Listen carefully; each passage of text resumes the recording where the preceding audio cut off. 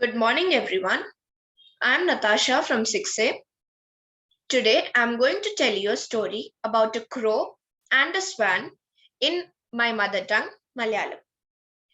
കാക്കയും കൊക്കും പണ്ട് ഒരു ഡയത്ത് കരിക്കട്ട പോലും കറുത്ത് ഒരു കാക്ക ജീവിച്ചിരുന്നു. കാക്കയ്ക്ക് തന്റെ കൂടെ അടുത്ത് ഉണ്ട് തടാകത്തു താമസിച്ചിരുന്ന കോക്കിനുടെ വലിയ അസൂയായിരുന്നു. അതിന്റെ കാരണം കോക്കിന്റെ പാൽവെള്ള പോലെ ഉള്ള തൂവലും കണ്ടാൽ മണ്ണിൽ പൊതിഞ്ഞ പോലെ നിരാവും. ഒരു ദിവസം കാക്ക കോക്കിനെ പോലെ വെളുക്കാൻ ഉള്ള സൂത്രം കണ്ടെത്തി.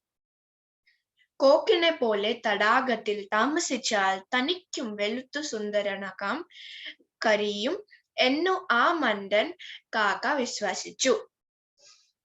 അന്ന് തന്നെ ആ മണ്ടൻ കാക്ക കൂട് ഉപേക്ഷിച്ചു.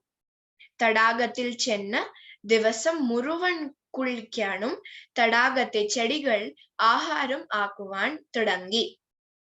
എത്ര കുളിച്ചിട്ട് കാക്കയുടെ കറുത്ത നിറം മാറിയില്ല.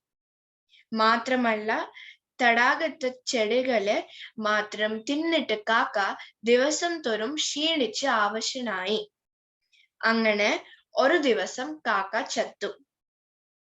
കുട്ടികളെ, കാക്ക കുളിച്ചാൽ കൊക്ക ആവുകയില്ല. സ്വഭാവം മാറ്റിയാൽ പ്രകൃതം മാറില്ല. Thank you.